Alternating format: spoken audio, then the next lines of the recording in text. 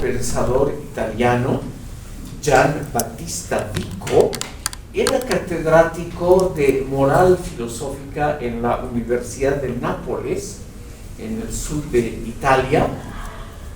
Su enseñanza y sus libros pasaron en su época totalmente desapercibidos, hasta que recién en el siglo XX este pensador letón británico ruso llamado Isaiah Berlin los ha convertido en textos clásicos de la filosofía. Hoy la obra principal de Vico, que se llama La nueva ciencia sobre la naturaleza común de las naciones, ya el título es muy contemporáneo, en esta obra Vico pone el énfasis en la crítica a la arrogancia del racionalismo occidental. Y nos dice, en resumen, que el racionalismo se ha creído la interpretación más correcta, más exacta, más fidedigna del mundo y del ser humano, pero que el racionalismo y la razón occidental no pueden comprender todos los fenómenos que existen en el mundo y que por lo tanto el racionalismo debe renunciar a su orgullosa autosuficiencia y debe dedicar sus esfuerzos al conocimiento de las ambivalencias, de las ambigüedades de la naturaleza humana. Y todo esto Vico lo fundamenta con el siguiente pensamiento central, que puede ser que les guste a ustedes, sobre todo a los que están más cerca de las humanidades, de las ciencias sociales, que de las matemáticas y la física, porque Vico nos dice lo siguiente. Este es el punto central. Hay que separar, es el primero que separa las ciencias sociales y las humanidades de las ciencias físico-matemáticas. Y nos dice, son dos modos completamente diferentes de comprender el mundo. No es así que haya un fondo de conocimientos, procedimientos, etcétera, es decir, de pensamiento que sea común a las ciencias sociales y a las naturales. Él nos dice, son dos maneras totalmente diferentes de acercarnos al ser humano por un lado, a la naturaleza por otro, y no hay ningún método matemático, filosófico, que una ambos tipos de ciencia. ¿Por qué? Él nos dice en forma muy interesante que el ser humano puede comprender mucho mejor la historia, las ciencias sociales, etc., mucho mejor que las naturales, porque el ser humano ha creado el objeto de estudio de las ciencias sociales y de las humanidades. El ser humano ha creado, por ejemplo, la historia, ha creado las sociedades. Y por lo tanto puede comprender mucho mejor lo que el ser humano mismo ha creado. En cambio, el mundo natural, ese mundo que estudian las matemáticas, la física, la química, es un mundo que no ha sido creado por el ser humano. El ser humano lo ha encontrado ya listo y predeterminado. Y por lo tanto, el ser humano solo puede aproximarse al conocimiento que proclaman las matemáticas, la física, la química. Obviamente, ustedes ven, es una inversión del pensamiento cartesiano y leibniziano. Es una inversión porque Vico rebaja a las ciencias naturales, la matemática, la física, las rebaja porque nos dice, como no es una creación humana, solo nos podemos aproximar con el peligro de una gran equivocación a esos terrenos que preexisten a la existencia del ser humano. Y concomitantemente nos dice Vico, como nosotros mismos hemos creado la historia y la sociedad, obviamente, nos dice él, podemos penetrar mucho mejor en el conocimiento de ese tipo de ciencia. Esto significa desbancar a las matemáticas como el camino más efectivo del conocimiento, porque sería algo aproximativo, algo al que solamente podemos acercarnos con riesgo de error permanentemente. En cambio, como hemos creado la historia, las sociedades, la religión, etc., podemos comprenderlas mejor si nos esforzamos en interpretarlas correctamente. Y eso significa estudiar a fondo los antecedentes.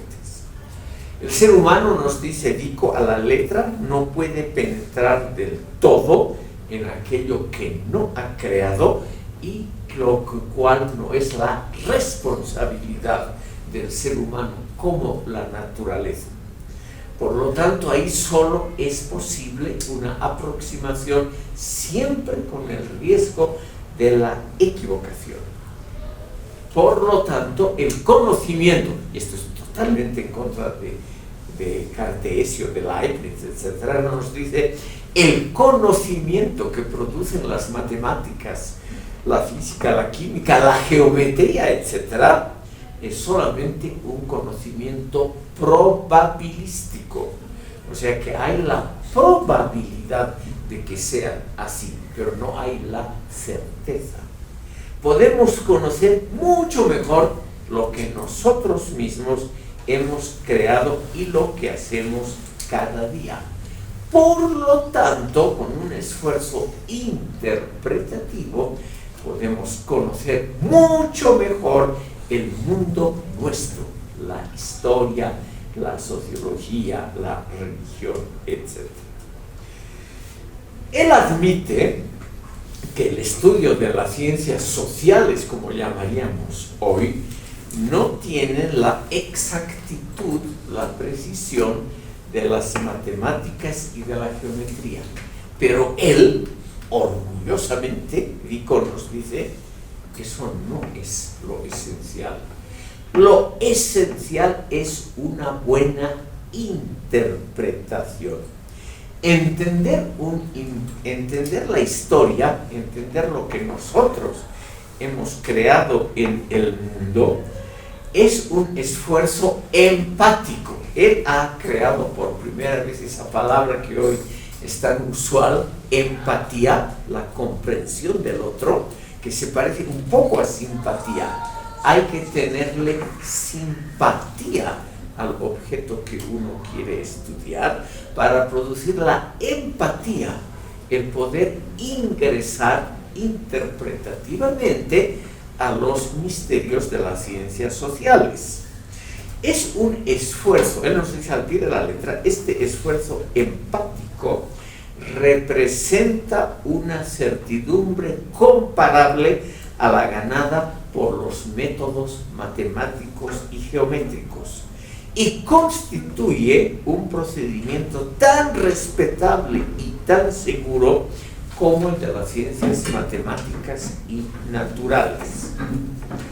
Ven ustedes, aquí realmente él es el primero en la historia universal que ha puesto a las ciencias sociales, históricas, etc., por encima de las naturales, por encima de las matemáticas. A las matemáticas, que parecían ser lo más cierto del mundo, él les atribuye solo un acceso probabilístico, o sea, casual, no del todo seguro, a la realidad.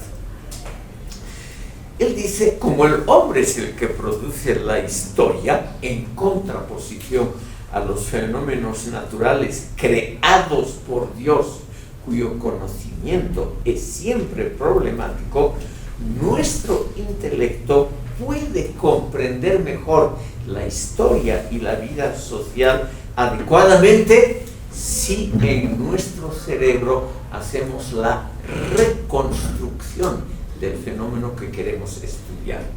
O sea, ¿qué es el método para él? Lo más exacto, muy superior a las matemáticas. Es la reconstrucción en nuestro cerebro de lo que interpretamos de la vida social, histórica, religiosa.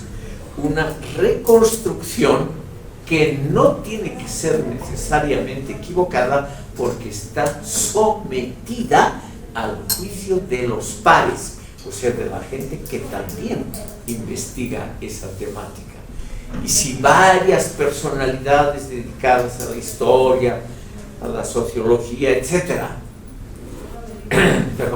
a la sociología, tienen una opinión similar o igual, entonces esas personas han reconstruido en su cerebro adecuadamente la sociedad, la religión, la vida del pensamiento, y por lo tanto podemos conocer esos fenómenos sociales más exactamente de lo que podríamos hacerlo con las ciencias naturales.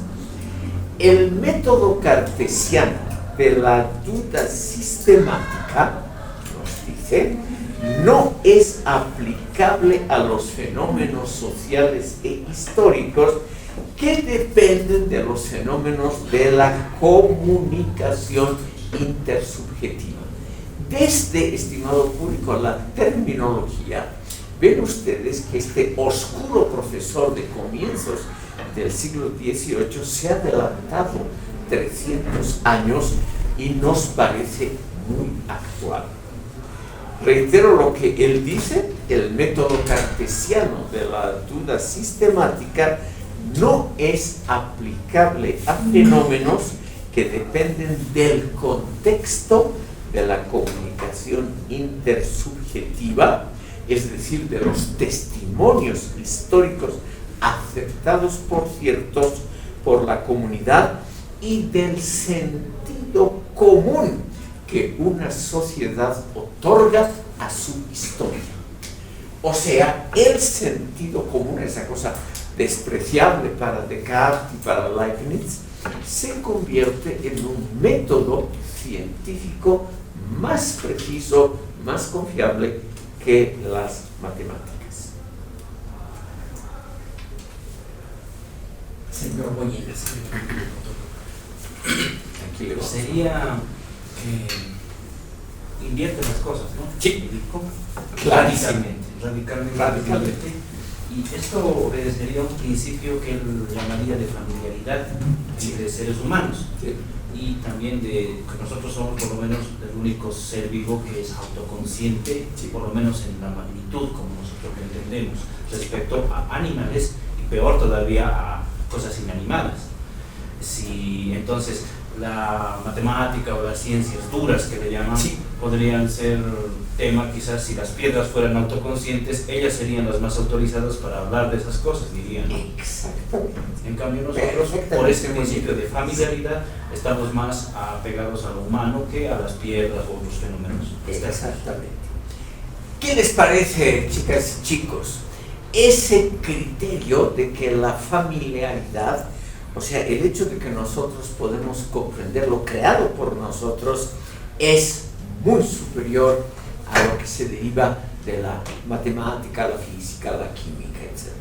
O sea, hay para él, para Vico, un conocimiento superior de estas disciplinas que habían sido tratadas en la historia universal como ciencias inexactas, como meras aproximaciones.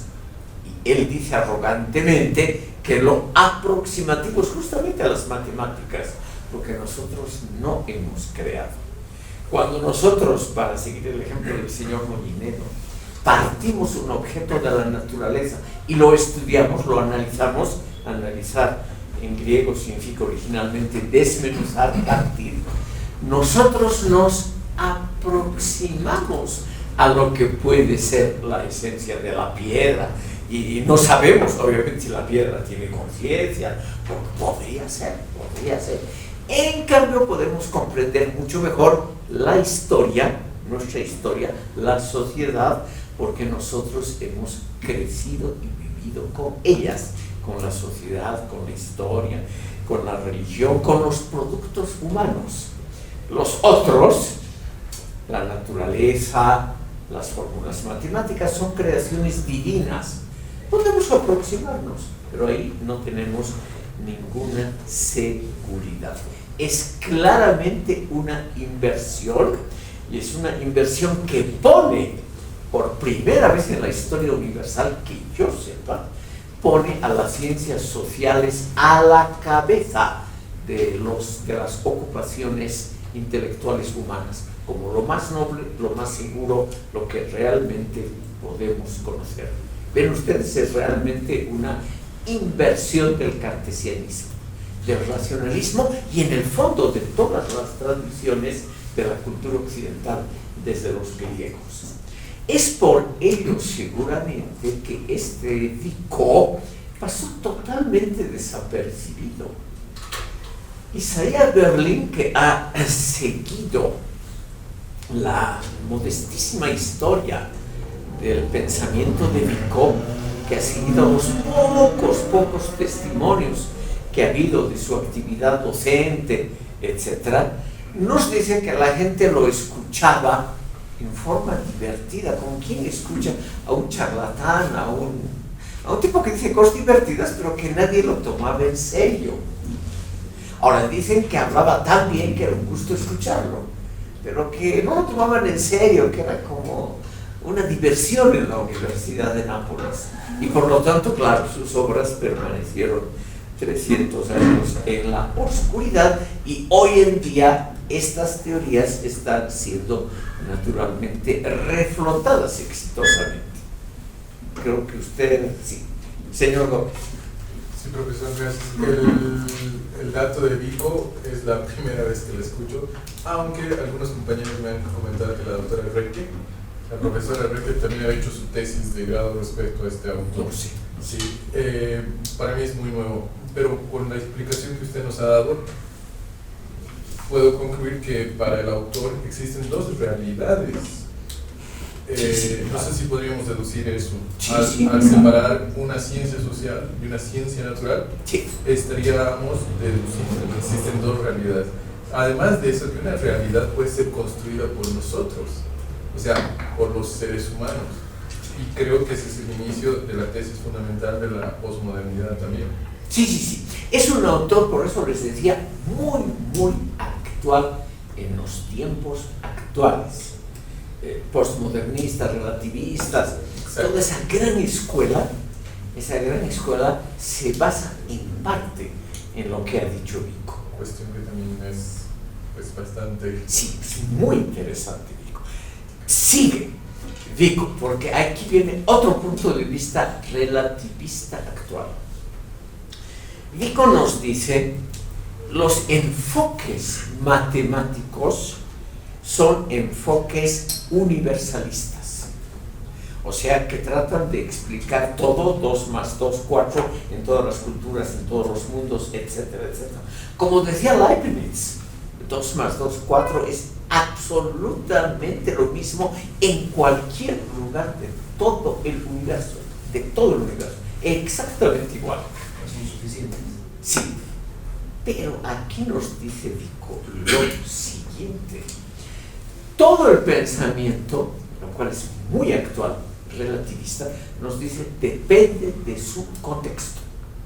Por lo tanto, el que 2 más 2 son 4 es una certidumbre para aquellos que han crecido y se han desarrollado en la tradición que pone esos principios matemáticos como un pensamiento absolutamente certero, pero ese pensamiento no tiene que ser obligatorio para todo el universo. Él dice, el pensamiento depende del contexto. En una palabra, estimado público, la verdad depende del contexto. es pues muy, muy actual. Es el núcleo del postmodernismo que en nuestros días se ha convertido prácticamente en una nueva religión.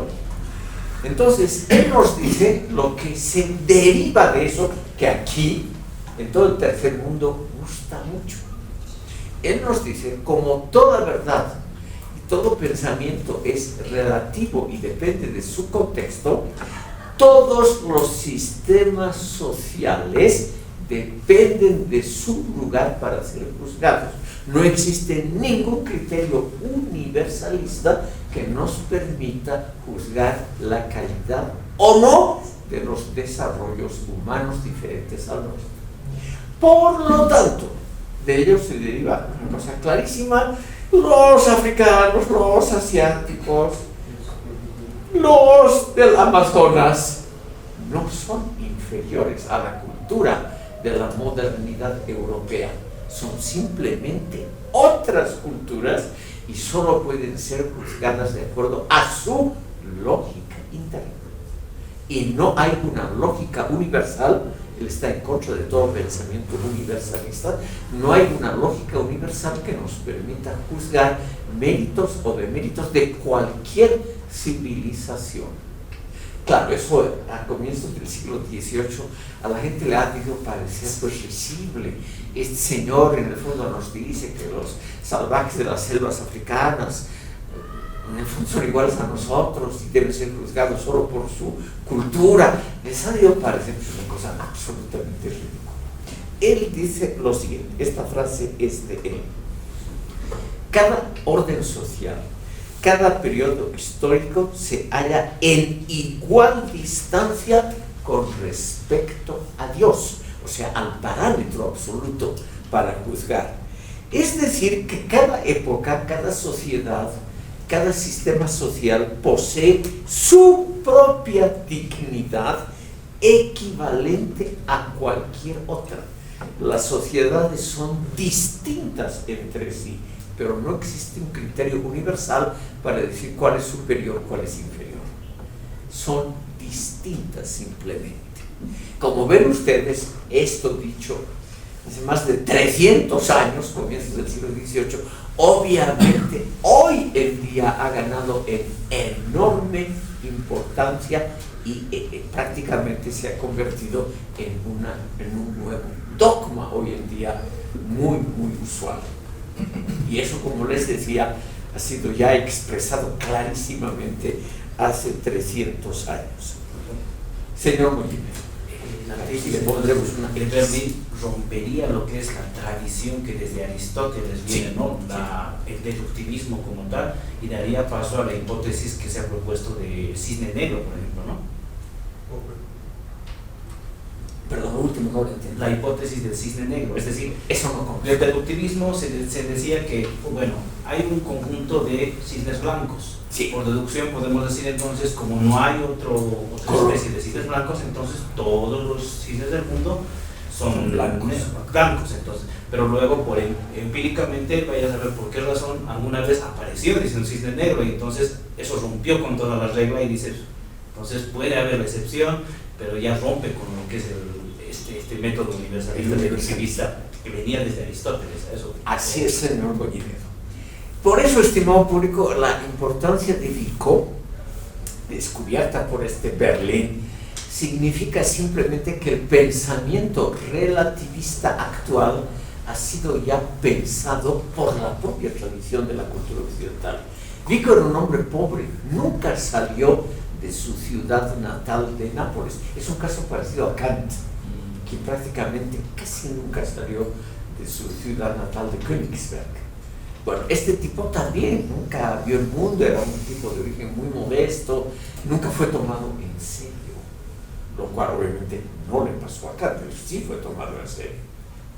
Pero aquí tenemos un pensador que 300 años después se vuelve extremadamente importante y popular. Señor Paz.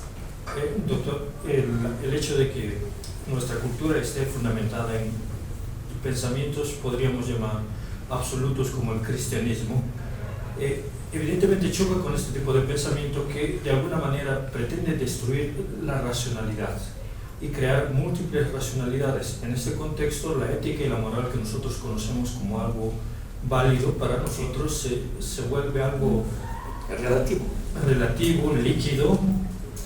Es entonces que podríamos decir que se pueden naturalizar ciertas prácticas que nosotros consideramos poco éticas, como por ejemplo la poligamia que se practica en el mundo islámico. Exactamente. Pero también puede ir más lejos. Podemos pensar que el mandamiento no matar también es relativo. O no desear la mujer del prójimo, cosa que se la practica cada día, pero se mantiene como principio ético. Sin embargo, mientras sostenemos esta teoría de que el mundo se está fragmentando más culturalmente, sí, al mismo tiempo el mundo se engloba hacia un mundo global único, sí, que precisamente empezó con el 11 de septiembre cuando atacaron a las Torres Gemelas. El mundo oriental se constituye en la amenaza que destruyó ese mundo seguro de Occidente. Entonces, ¿en qué quedamos? Bueno, como todavía es muy pronto, no podemos con certeza decir dónde estamos, o cuál es el futuro, o cuál es la opinión correcta. Mi labor simplemente es mostrarles a ustedes la riqueza de la propia cultura occidental que ha producido dentro de ella misma esas críticas como las de Pascal y las de Vico. Es decir, la propia cultura occidental produce esos curiosísimos fenómenos. Permítanme unas palabras más de Vico. Él nos dice lo siguiente: cada periodo histórico y cada sociedad se halla a igual distancia con respecto a Dios. Él quiere decir, todos son igual de nobles, de adecuadas las épocas históricas. No hay un criterio para señalar cuál estaría más cerca o más lejos de Dios, que es la verdad absoluta. Él era buen católico. Entonces, él nos dice, cada época, cada sociedad, cada orden tiene su propia dignidad equivalente a cualquier otro periodo histórico o a cualquier otro orden social.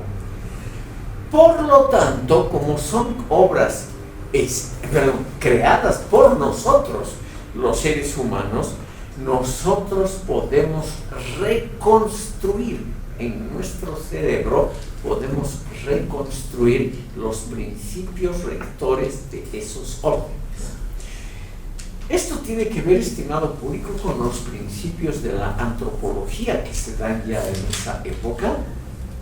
Vico, que era un gran lector de esas primeros reportes sobre culturas extraeuropeas, nos dice, nosotros podemos llegar a comprender la esencia misma, el núcleo intelectual del pensamiento, de las religiones, de la política, de todos los modelos sociales del mundo entero. Porque no son los seres humanos fundamentalmente distintos de nosotros. Nosotros en nuestro cerebro podemos reconstruir cómo piensan los aborígenes del Amazonas o en cualquier lugar del mundo, haciendo un esfuerzo de reconstrucción y de interpretación. La interpretación simplemente, la correcta, se deriva del hecho de compararla con otras opiniones sobre el mismo tema. Señor Gómez. Lo que acaba de mencionar, profesor, el término reconstruir y el otro término acuñado por un autor que usted también lo cita, hablan más respecto a deconstruir. No, deconstruir no es dejar más. Él es anti-relativista. El gran representante. ¿Perdón? Hay un antropólogo brasileño que maneja mucho este término de construcción. Sí, está de gran moda ahora. Sí. Todos. Boaventura de Sousa Salles, pero no es brasileño, él es portugués. Perdón, sí. Claro, es un término de gran moda. Ahora, la idea de la reconstrucción en nuestro cerebro se debe a una idea democrática que defendió Vico. En el fondo, los seres humanos somos muy parecidos. hemos hecho órdenes, intentos de ordenamiento social muy distintos, religiones muy diversas a lo ancho de este globo. Pero todos los seres humanos venimos de un origen común. Por eso el título de su obra se llama Nuevas ciencias sobre la naturaleza común de las naciones. El origen es el común y lo diverso es lo que han hecho los seres humanos a lo largo del globo terráqueo, con muchas diferencias. Pero como son nuestros hermanos, podemos en nuestro cerebro reconstruir por qué han hecho, qué han pensado, cuál es el principio rector que los ha llevado, por ejemplo, a los tibetanos a modificar el budismo y hacer esa curiosísima religión, o por qué algunos pueblos practican la antropofagia, se comen al adversario. Podemos reconstruir por qué lo hacen. No significa justificar, significa simplemente podemos comprender. Que es una idea muy interesante, muy actual y yo diría muy democrática. O sea, todos los pueblos tienen el mismo origen, se parecen entre sí, etc. Quiero mostrar, perdón, ¿cómo es su nombre? Aramayo, Mirko Aramayo. Creo que no estoy. No está. ¿Lo anoto? Está bien, doctor. Sí. Si quiere. Sí. Mirko. MIRK. Cao. Mirko Aramayo. Señor Aramayo, adelante. Un comentario. Y si estoy equivocado, por favor, me gustaría que me por favor, aquí no hay, como Vico, no hay equivocaciones. Está bien. Aquí simplemente hay opiniones Me diferentes. parece muy interesante el enfoque de Vico y trato de entender, trato de empatizar con él y encuentro dos observaciones o dos comentarios más bien. El primero, para la época en la que él ha escrito posiblemente este libro, nos pone 2 años. Es la primera edición, 1725, la mejorada es el año de su muerte, en 1744.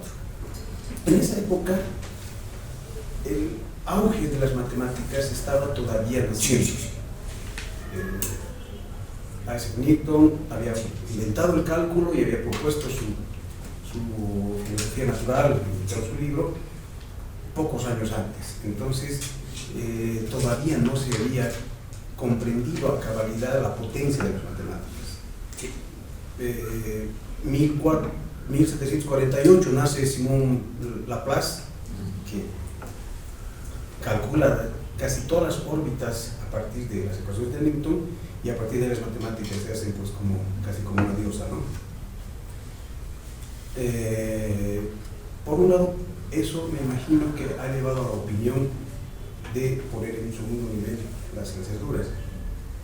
Y en el caso de las ciencias sociales, lo veremos ahí, es cierto que uno puede hacer el esfuerzo de empatizar y tratar de reconstruir la historia, pero me parece que es muy inocente al decir que van a haber una evaluación de los pares y va a salir algo como una sola historia. Y nos muestra a nosotros nuestra realidad, que si nosotros empatizamos y tratamos y escuchamos a todos, no nos ponemos de acuerdo siquiera en que ha sido golpe o ha sido una sucesión constitucional. Solo ese comentario. Señor Aramayo, permítame una contrapregunta. El señor Aramayo ahora nos va a hacer un ejercicio, creo yo, de interpretación viqueana sobre un fenómeno boliviano. ¿Fue golpe o fue sucesión constitucional? Sucesión constitucional. Seguramente no es una opinión compartida por todos. No, seguro. Depende del medio también. Sí. Ahora, en base a lo que usted acaba de decir, me voy a referir a la idea de Vico. Porque Vico dice las diferencias que hay en la interpretación de fenómenos históricos o sociales dependen casi siempre, no en todos los casos, de la posición social de la persona. Vico nos dice, una persona era el siglo del absolutismo, era todavía el siglo donde la nobleza tenía enormes privilegios. Una persona situada en la cúspide social, por ejemplo, un noble italiano, tiene obviamente una opinión sobre sí mismo y sobre el armazón social muy distinta de un pobre trabajador agrícola italiano que está en la base de la pirámide social. Y él nos dice lo siguiente, y esto contradice un poco lo que usted acaba de decir. Él nos dice, las dos opiniones son válidas, porque para el noble que está en la cúspide, el orden social es lo correcto, lo racional, lo agradable, lo que estéticamente ha producido más frutos. No hay duda, la cultura del siglo XVIII, la cultura que produjeron para la nobleza era por lo más noble. Mozart, las óperas, la gran pintura, todo eso era producida para esa clase alta. Y él nos dice, si consideramos la opinión del noble sobre sí mismo y sobre su entorno, es una opinión tan válida como el pobre trabajador que sufre cada día que muere joven, que describe un mundo, y esa descripción es válida para el pobre trabajador, porque él la sufre. Y él nos dice, no existe un criterio universalista para decir cuál es mejor que otro. En el caso de que usted nos ha mencionado, siendo yo perverso, siendo, es decir, una cosa hipotética, reitero y subrayo, hipotética, podríamos pensar, señora Aramayo, que la opinión suya es una opinión elitista, que no es compartida por los que han tenido que sufrir las consecuencias de esa acción. Podría ser, ¿no es cierto? Solo comentario. No, siga todo lo que quiera. Justamente su opinión, doctor. Es que yo no soy abogado, yo no tengo idea de cuál será la verdad. No, su comentario a lo que es que valida lo que estoy comentando. La ciencia dura, las matemáticas, va a tener una verdad. Y las ciencias sociales pueden tener diferentes. Porque uno está apelando hasta el sentimiento, ¿no? Y eso, sobre eso es diferente. Señor Aramayo, hay que pensarlo a Vico dentro de la tradición que hemos llevado desde la última clase. Pascal, Spinoza, etc. Que ellos han recuperado el valor filosófico del sentimiento, de la emoción, etc. Cuando Pascal dice, por ejemplo, el corazón tiene razones, no dice otra cosa, razones que la razón no puede comprender. Él está afirmando, no es el único forma de comprender el mundo, pero es una forma que no la podemos dejar a un lado. Entonces lo que Vico dice, porque él es un gran lector de Pascal y de esa tendencia, él dice simplemente el racionalismo frío de las matemáticas no nos permite comprender otros mundos. El mundo, por ejemplo, político, que es en gran parte un mundo de emociones, sentimientos, intereses, etc. Don Jorge.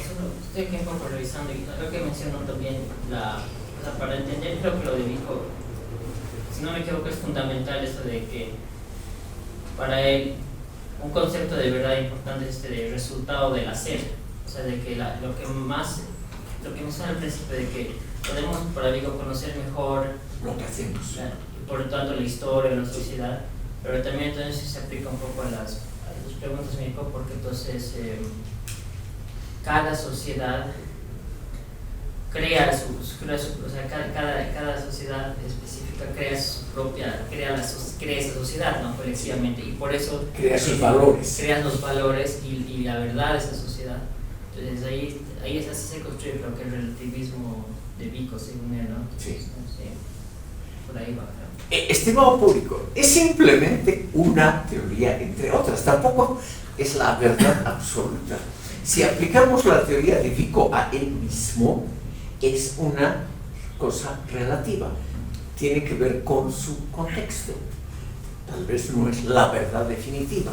Él era un profesor explotado por la administración universitaria, no reconocido en su valor.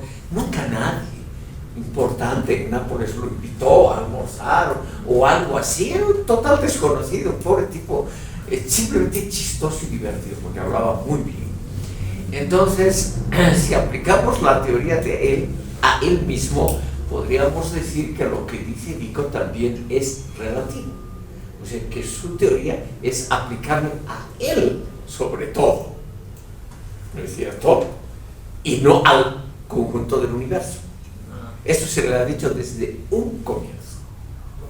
Pero es un punto de vista muy interesante y sobre todo yo me he permitido mencionarles en este contexto de críticas a la filosofía moderna, porque es dentro de los, digamos, pensadores de su época, es el más interesante, sin duda. Señor Gómez. Parciando un poco la teoría, al imaginar la propuesta de Vico, al interpretar la propuesta de Vico respecto a la ciencia, él pone de ejemplo los números como entes abstractos, imaginativos y de carácter universal. Y mientras a este otro lado, respecto a las ciencias sociales, serían producto de los seres humanos. Pero hay productos de los seres humanos abstractos e imaginables, como ser los estados y de carácter universal. Entonces, ¿dónde ubicaríamos ese ejemplo dentro de la corriente de pensamiento, dentro de esta corriente de Vico? Creo que ahí dista una crítica al pensamiento del autor. Sí, se puede hacer. Sí, respecto a los imaginativos, ¿no? Eso, profesor. Quería una más, pero ya señor comentarios.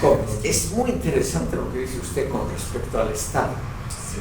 Porque hay un estudioso, ha fallecido, francés, Pierre Clastre, el que ha escrito ese hermoso libro que se llama La sociedad contra el Estado, donde él ha demostrado que el Estado no es universal, que hay sociedades, según este autor, que en forma consciente han evitado la construcción del Estado.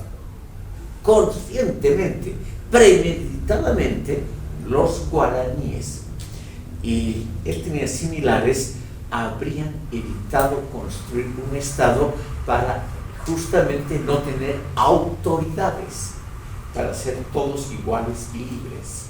Es una famosa teoría basada curiosamente en fenómenos bolivianos de este autor. Entonces, él rechaza, este autor, la universalidad del Estado. Solo me refería a la creación de entes abstractos, o sea, al imaginativo abstracto, que decanta en los números, por ejemplo, en los estados, o en los propios colores. Pero creo que esto es más epistemología. Sí, eso no. Sí, entonces, y el otro es sobre los hechos, sencillamente. O sea, el hecho que tú estés, diría Vico, que los hechos van a ir cambiando en función al contexto, a la vivencia social. Pero eso es totalmente igual. Creo que, por lo menos yo no lo puedo entender, un hecho que dependa de nosotros. Para que se caiga el gobierno no va a depender de nosotros pero va a depender de la sociedad. Eso le podemos preguntar a don Mirko Aramayo. Si fue la sociedad en su conjunto la que hizo caer al gobierno en noviembre de 2019. Sobre las causas pueden haber opiniones y contraopiniones, Sí. pero yo creo que ha sido la sociedad abusada, cansada. Ajá. Claro, lo que acaba de decir el señor Aramayo suena muy simpático, ¿no? Una revuelta democrática, el pueblo se levanta contra un régimen detestable y lo hace caer. Pero hay que relativizar eso, estimado señor Aramayo, porque poquito después un año que en términos históricos es muy poco, el mismo pueblo con una notable mayoría vuelve a elegir al mismo grupo político. Entonces quiere decir que ese odio no era tan grande. No es posible. O por ejemplo, fíjese usted el caso argentino actual. Un tipo que es ministro de Economía hace más de un año, responsable en parte por lo menos de la inflación, de la caída del 40% de la población por debajo de la línea de la pobreza, ese mismo personaje recibe un notable apoyo popular de los más pobres de la población. Entonces, debemos opinar, porque esa es también una idea de Vico.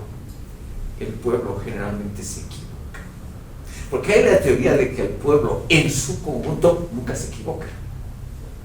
Vico dice lo contrario, los pueblos generalmente se equivocan. Porque son humanos, es decir, la historia universal es una historia para Vico de equivocaciones. Y como nosotros nos equivocamos en la vida cotidiana, siempre, al elegir pareja, al elegir el empleo, al elegir la profesión, al elegir dónde vivimos, etc., nosotros podemos comprender las equivocaciones de los otros. Es una linda teoría, no hay duda, ¿no? La equivocación mía me permite comprender la equivocación tuya. Permítanme que les siga comentando algo de este curioso autor. Vico dice: cada etapa histórica elabora sus propios conceptos de justicia y libertad, dependientes del imaginario colectivo de la época. O sea, no son ideales, los ideales de justicia y libertad, ideales absolutos, ideales universales, ideales que todos deben aceptar y construir, sino son ideales que provienen de casualidades. El mundo histórico-social es el mundo de la casualidad, no de la causalidad, como lo creían los racionalistas, sino de la casualidad, de lo fortuito, de lo aleatorio. Nuestro mundo, pero eso es también una opinión terrible, estimado público, nuestro mundo es el mundo de lo fortuito, de lo aleatorio, de lo que podría ser de otra manera fácilmente.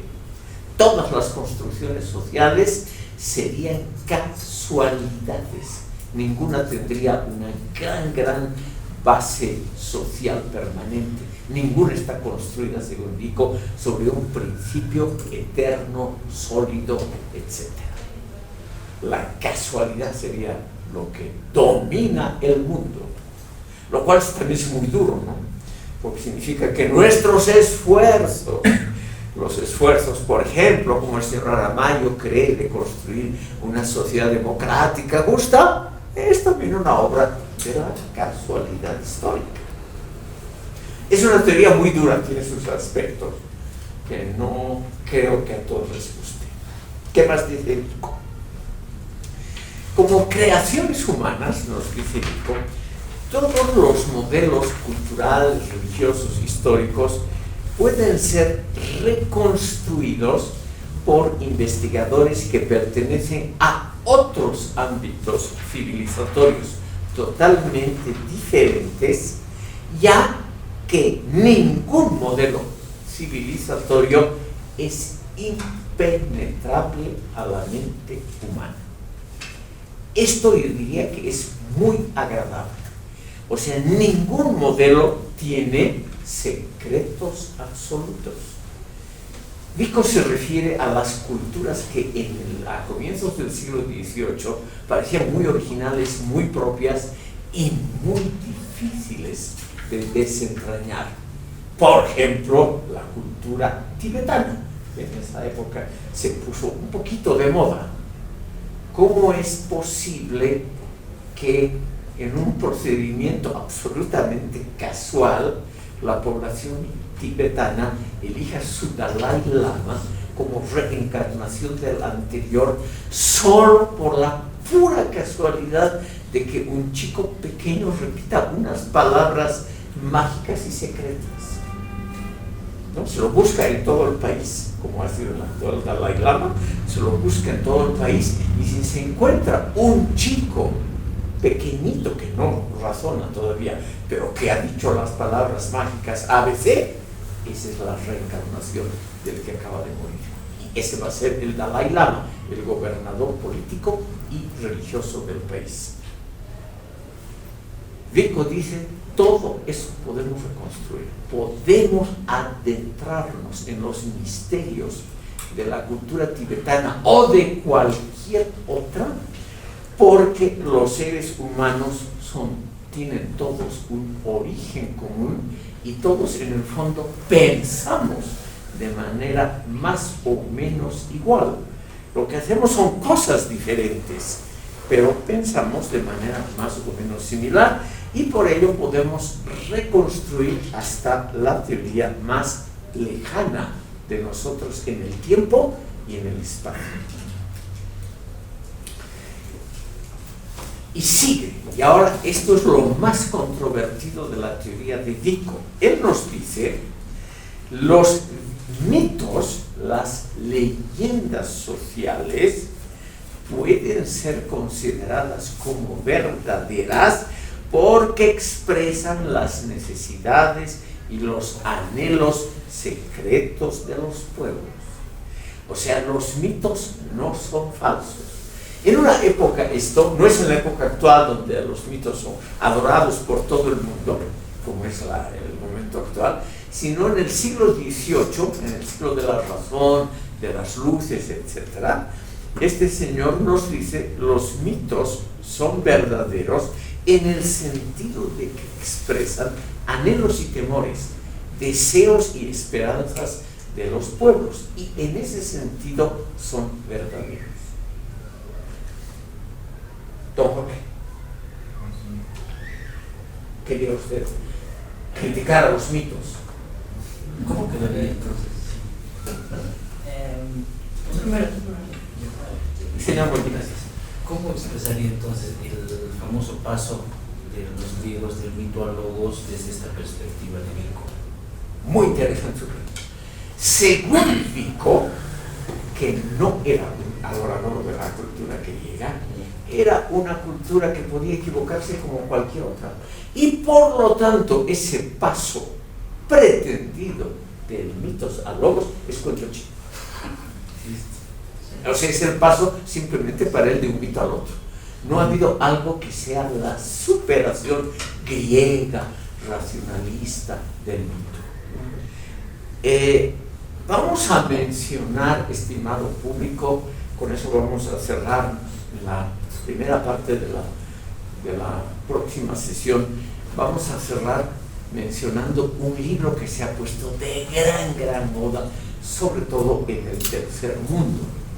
Martín Bernal, un historiador británico, ha publicado un libro que se llama La Atenea Negra. Y en ese libro, es un libro a 3 tomos, lleno completamente de pasajes eruditos, de datos increíbles, etcétera, etcétera. Este autor nos muestra que no ha habido ese paso griego del mitos a logos, que la cultura griega ha sido exactamente como cualquier otra.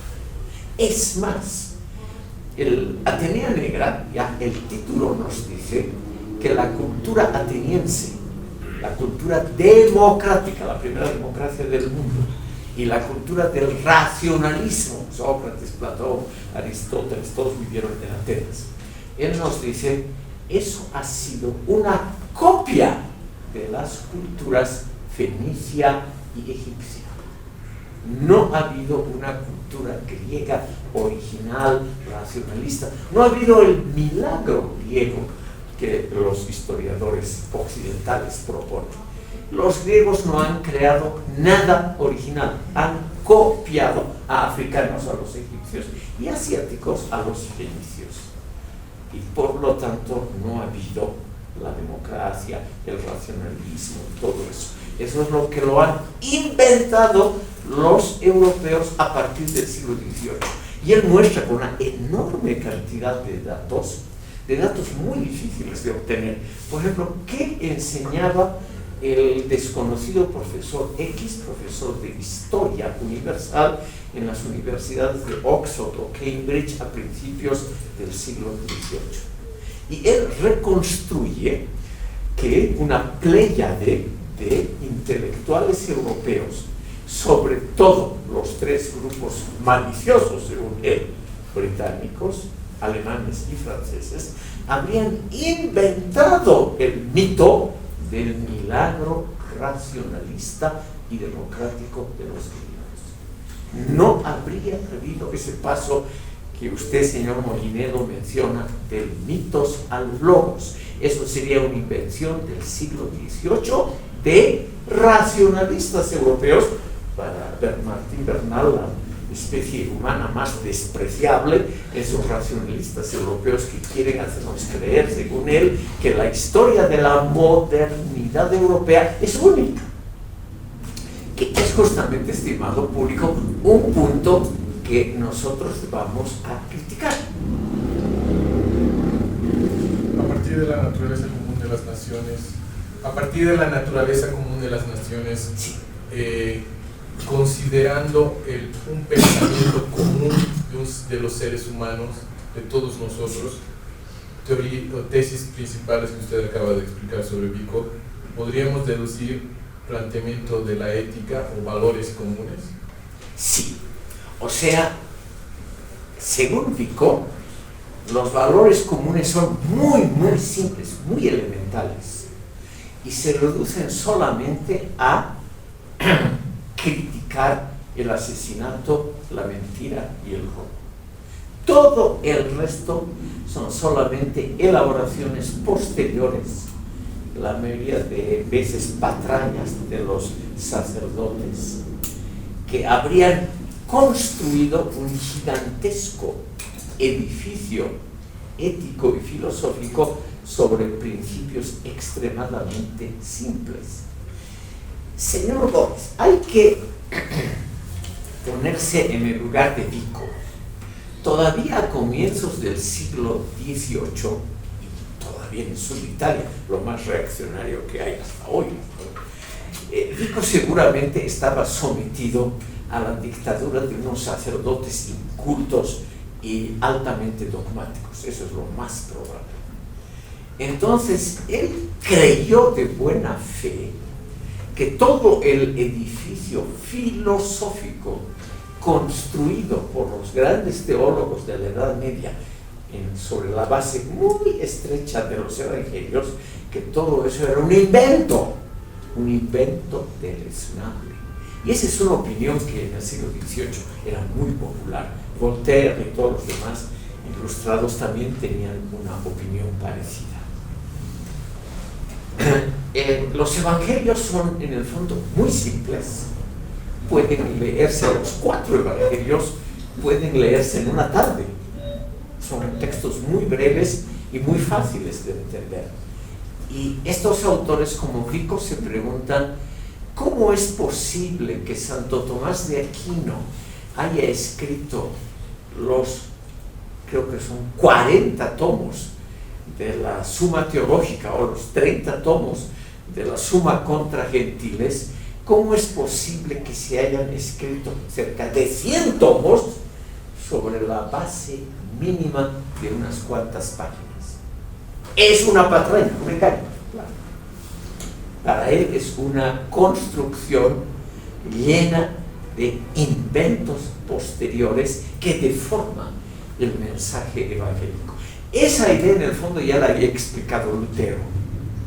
O sea, el mensaje evangélico muy simple: amarás al próximo como a ti mismo, o no hagas al próximo lo que no te gusta que te hagan a ti. Solamente eso habría producido en años posteriores unos aparatos intelectuales gigantescos y por lo tanto con una base endeble. No es sólida, no es una base que deba ser tomada seriamente. Señor Jorge. Respecto, creo que sí te di bien para Vico, entonces lo que mencionaba antes era que los mitos y las leyendas de cada pueblo son verdaderas. Sí, verdaderas en el sentido de que expresan, por un lado, los temores y por otro, los anhelos del pueblo. No son absolutamente ciertas. Y bueno, creo que entonces Vico señala que es un autor en realidad que se adelanta mucho en las ideas del siglo XX. Entonces, eso, cuando me pregunto, lo que me hizo pensar un poco es esto del funcionalismo, ¿no? O sea, que algo es verdadero por la función que tiene. Entonces, la función de los mitos es que expresan los mitos. Claro, y esa diferencia entre, digamos, la verdad como factual y la verdad como si funciona, ¿no? Claro, son, estimado público, pequeños ladrillos de un gran edificio que es la filosofía como la conocemos hoy, que se va construyendo muy lentamente. Yo creo, pudiendo equivocarme, que en este punto Hegel tenía razón. O sea, la filosofía, la historia, todas estas son como edificios que uno va construyendo poco a poco. La humanidad va construyendo, aumentando pisos, ventanas, puertas, techos, etcétera, a un edificio, a un fundamento, los cimientos, en el fondo muy simples. Pero sin esos fundamentos simples no podría existir el edificio. Los fundamentos generalmente no se ven. Cuando nosotros visitamos un edificio, vivimos en un edificio, nos preocupa un poquito las paredes, el piso, las ventanas. Rara vez pensamos en los cimientos que sostienen todo y que generalmente son muy simples, sólidos, pero simples. El ser humano es el que ha construido colores, paredes, dibujos decorados, enorme variedad sobre cimientos que siempre son muy simples y elementales. Entonces la idea de Vico es que esos cimientos son iguales. Lo que es muy, muy diferente son los elementos posteriores que cada cultura ha construido sobre cimientos más o menos parecidos. Y esos cimientos en el orden moral, que creo que es lo que les interesaba aquí, esos cimientos éticos son muy simples. No robarás, no matarás, tratarás al prójimo como quieres que el prójimo te trate a ti, y punto, nada más. Y sobre esa base se ha hecho algo enorme. Permítanme una palabra más sobre Vico, con eso cerramos. Vico es considerado hoy, estimado público, como el padre del pluralismo cultural moderno.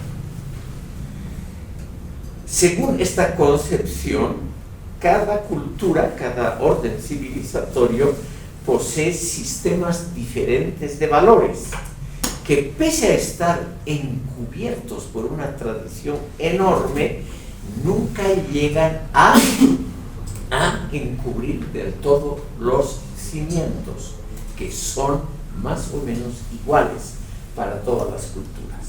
Por eso el esfuerzo interpretativo, la reconstrucción que hacemos en nuestro cerebro es posible, porque los cimientos son más o menos iguales. La teoría de Vico, estimado público, con esto termino, tiene la ventaja de no ser un relativismo extremo, porque hay esos cimientos comunes, hay esa posibilidad de comprender al otro o a los otros completamente si hacemos el esfuerzo, que es encontrar el cimiento común. Por eso Vico no es un relativista extremo como tal vez los postmodernistas. Quisiera, estimado público, a toda velocidad mencionarles a algunos autores y teorías actuales que pueden interesar a ustedes porque tienen un pequeño elemento filosófico. Les he puesto aquí sobre todo dos nombres que son los que están arriba de todo. Aquí tenemos a un latinoamericano, a pesar de que tenga un nombre medio alemán, André Gunder Frank. Él es uno de los creadores de la teoría de la dependencia, esa clásica teoría económica latinoamericana de la década entre 1960 y 1980. Este autor se ha dedicado también a la filosofía de la historia y ha publicado este libro que en español se llama Reorientar. ¿Ya? Él ha separado, también en inglés el original Reorient, él ha separado ambas palabras mostrando la enorme importancia del Oriente. La teoría de él en el fondo es muy simple. La modernidad, el racionalismo occidentales, o sea, los temas que hemos tratado hasta ahora, serían simplemente apéndices, aditamentos sin importancia de una historia muchísimo más amplia. Y el ejemplo más brillante de esa historia más amplia sería la China. Menciono también esto porque en la sesión anterior alguien mencionó a Joseph Needham, el precursor de estas teorías. Según Frank, una teoría que se ha vuelto extremadamente popular en el tercer mundo, lo que hemos llevado, la modernidad, el racionalismo de Europa Occidental, serían simplemente pequeños apéndices, aditamentos, forúnculos, granitos en una historia mayor, que sería la historia del Asia. Y ahora, según Frank, estaríamos volviendo a lo natural, que es el predominio de la China sobre el mundo. Según Frank y muchos otros autores, entre ellos el hindú Dipesh Chakrabarti, popular aquí porque en los estudios postcoloniales, donde él es uno de los iniciadores, Silvia Rivera Cusicanqui, una profesora de esta universidad, ha publicado un compendio, un volumen colectivo sobre estudios postcoloniales donde aparece esta teoría. En el marco mayor, o sea, considerando no los últimos 500 años, sino considerando miles de años, lo normal, lo usual, lo habitual habría sido el predominio de la India y sobre todo de la China. Y nosotros estamos simplemente ahora volviendo a eso natural que es el predominio de esos dos países y de esas dos culturas asiáticas. La modernidad, Europa, el racionalismo, Descartes, Leibniz, etc. serían pequeños granitos, o sea, relieves, pequeños problemas de relieve de una historia filosófica universal que estaría definida de antemano por la riqueza cultural y filosófica de la China y de la India. Entonces, según esta teoría, este curso sobre filosofía moderna no es simplemente un adornito, un apéndice de algo mayor. Ustedes, estimado público, sonríen al escuchar esto, pero imagínense por un instante la enorme popularidad de estas teorías en otros países, por ejemplo, en el mundo islámico. Europa, el racionalismo, los esfuerzos de la filosofía, etc., serían algo pequeñito, algo casual, algo pasajero. Como todos ellos dicen, un apéndice de una historia cultural mayor. Y esa historia cultural mayor estaría sobre todo personificada por la China y la India. Entonces es normal que volvamos para siempre al predominio de la China. No sé qué pensarán ustedes, pero hay mucha gente que cree que ese predominio de la China sería algo muy razonable. Hace 2 semanas creo que les he mencionado. Hace 2 semanas, en el suplemento cultural de La Razón, que se llama El Animal Político, salió un ensayo de un conocido fascista, Hugo Siles Núñez de Prado, que es un ministro de Autonomías bajo Evo, y él señala que eso es lo correcto. Lo correcto es el predominio de la China sobre el mundo.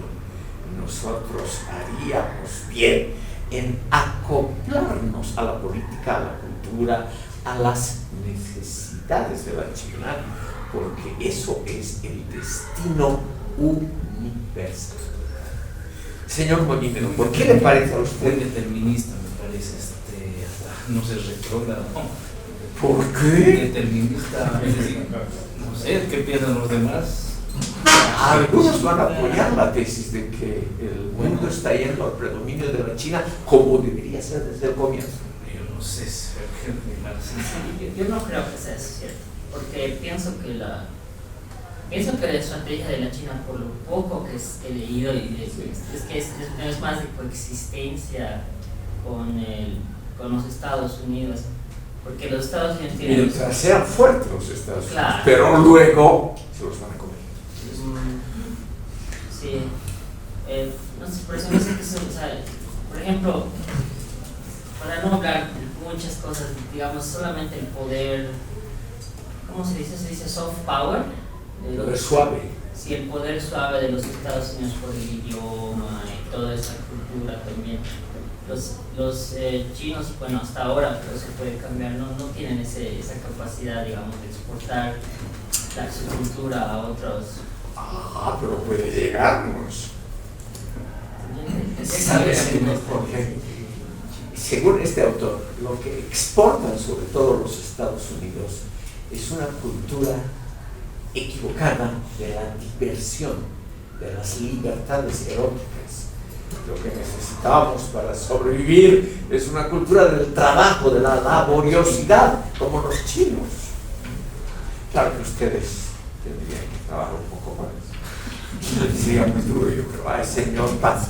El mundo chino se basa en ese centralismo que tiene el sistema de recompensas sociales. Eso va en contraposición al postmodernismo que reconoce diversidades. Evidentemente se está viendo una deconstrucción del mundo occidental. Sí. Estados Unidos en su propia economía actualmente está arruinando su economía, está devaluando su moneda, se están preparando las condiciones para un cambio de época en el cual Occidente va a dejar de tener el rol predominante y se va a pasar a otro paradigma que va a ser, digamos, menos democrático en los términos que los conocemos nosotros. Sí. La libertad de expresión va a mermar, la libertad el hecho de que haya una moneda digital global va a quitarnos la posibilidad de tener ahorros. Ese tipo de conceptos. Claro, estimado público, no es una idea tan alocada como parece. Martín Bernal, este autor de la Atenea Negra, ya ha demostrado en su libro que la democracia pluralista es un gasto innecesario de talentos y de esfuerzos. Que lo que se necesita es, como en la China, una jefatura sabia, una jefatura que conoce la historia, que conoce a dónde va el mundo. Y eso del pluralismo ideológico son adornos inventados por los profesores ingleses, alemanes y franceses en el siglo XVIII, que no comprendieron que Grecia es un invento, porque no ha habido ese paso de mitos a logos. Los dejo, estimado público, con esa idea. A partir de la próxima sesión vamos a mencionar todavía un detalle. Berlin ha publicado un libro que les puede interesar a ustedes sobre pensadores rusos, por una razón muy interesante. La pregunta es por qué Rusia no ha producido un Kant, un Hegel, un Nietzsche, un Marx, etcétera, etcétera. Y la razón es la misma que en las culturas latinoamericanas y mediterráneas.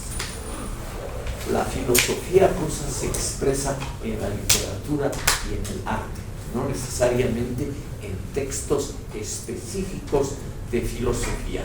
Y es tan válida esa filosofía como cualquier otra. Es lo que vamos a ver y después vamos a pasar a la próxima sesión al empirismo mental. Gracias por escuchar.